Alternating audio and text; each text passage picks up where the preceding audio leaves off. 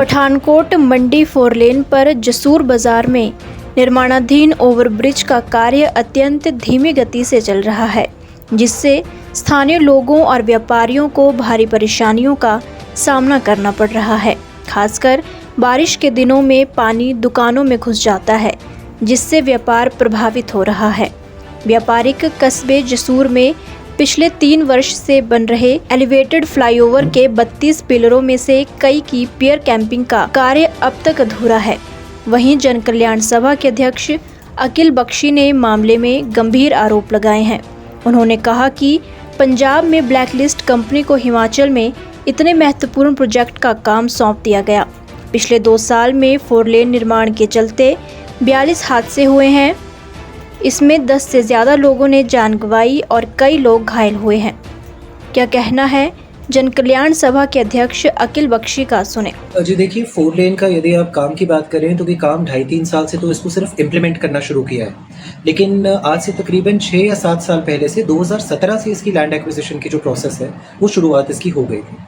और हमें ये सभी को, जो यहाँ के निवासी हैं, जो इस स्ट्रेच के साथ साथ हाईवे के साथ साथ रहते हैं, सभी को इस चीज़ की एक भरोसा दिलवाया गया था कि 2024 तक लेटेस्ट की काम जो है कि ख़त्म हो जाएगा। लेकिन 4 लेन ने पिछले लगभग 3 सालों में न जाने कितनी ज़िंदगियों को, कितने व्यापारों को, कितने लोगों की आजीविका को और कितने घरों को यहाँ पर उजाड़ दिया है, इसकी कल्पना करना भी हमारे लिए बहुत मुश्किल है। पिछले साल अप्रैल 2024 में हम लोगों ने इसके बारे में एसडीएम साहब जो यहाँ पर थे तब श्री पुरसिमर से, उनके ध्यान में ये बात लाई थी, उनको एक ज्ञापन भी दिया था। और उस ज्ञापन के बाद कुछ समय के लिए जो कि काम इम्प्लीमेंट कर रहे हैं ग्रोवर कंस्ट्रक्शंस, उनको तकरीबन 2 महीने के लिए यहाँ से निकाल भी दिया गया। लेकिन बहुत ही दुर्भाग्यपूर्ण बात है कि एक ऐसी कंपनी जिसको पंजाब में ब्लैकलिस्ट किया गया है, उस कंपनी को हिमाचल में एक इतना क्रूशियल प्रोजेक्ट, ये एक छोटा मोटा प्रोजेक्ट नहीं है, ये सिर्फ रोड नहीं है, ये यहाँ से आर्मी का मंडी तक पहुँचने का एक जरिया है। इतना क्रूशियल प्रोजेक्ट एक ब्लैकलिस्टेड कंपनी के हाथ में देना, मुझे नहीं लगता कि ये कोई समझदारी की बात है। पिछले 2 साल में जितना डेटा हमने FIRs के माध्यम से करेक्ट किया है, उससे हमें ये पता चला है कि इस स्ट्रेच पे जो है NH की एक्टिविटी के कारण तकरीबन 42 यानी कि 42 एक्सीडेंट्स हुए हैं, जिसमें 10 से ज़्यादा लोगों ने अपनी जान गंवाई है और बाकी लोग घायल हुए। कि हमारा पर्सनली ऐसा मानना है कि जो भी ये काम इस तरह के पहाड़ों की कटाई के लगाए जाते हैं या किसी भी तरह के आपको रोड्स बनाने के लगाए जाते हैं, स्पेशली हिमाचल जैसे एक पहाड़ी क्षेत्र में, ये ऐसे टेक्निकल लोगों को हैंडओवर किए जाने चाहिए या ऐसी कंपनीज को हैंडओवर किए जाने चाहिए जिनके पास टेक्निकल एक्सपीरियंस हो, जिनको पता हो कि हमें स्लोप अगर आप काट रहे हैं तो उसकी स्टेबिलिटी के लिए हमें क्या करना है। यदि गडकरी जी से यही अपील करूंगा कि एक बार पर्सनली वो पठानकोट मंडी, जो आपका जोगिंद्रनगर का एक 4 लेनिंग यहाँ पर काम चल रहा है, यहाँ पर खुद आए, इस काम को ग्राउंड पर देखकर खुद सुपरवाइज करें। वहीं व्यापारी रघु, सुल्तान, राजू, दिनेश, बंटी और रवि का कहना है कि पिछले 3 वर्ष से यह कार्य कछुआ चाल से चला हुआ है, कोई सुध लेने वाला नहीं है। 4 लेन के बड़े अधिकारियों से लेकर जनप्रतिनिधियों तक किसी कार्य हेतु आवाज़ उठाई, लेकिन कोई सुनने वाला नहीं है।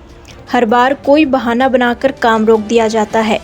व्यापारियों की काम न होने से कमर टूट चुकी है। सभी व्यापारियों ने एक बार फिर एकजुट होकर ओवरब्रिज कार्य में तेजी की मांग सांसद डॉक्टर राजीव भारद्वाज से की है। कांगड़ा चंबा सांसद डॉक्टर राजीव भारद्वाज ने बताया कि ओवरब्रिज के निर्माण में हाई वोल्टेज बिजली की तारें बड़ी बाधा बनी हुई थीं, जिसके लिए अब समाधान निकाला गया है। नवंबर माह में पावर ग्रिड से शट डाउन मिल जाएगा, जिससे तारों के नीचे कार्य किया जा सकेगा।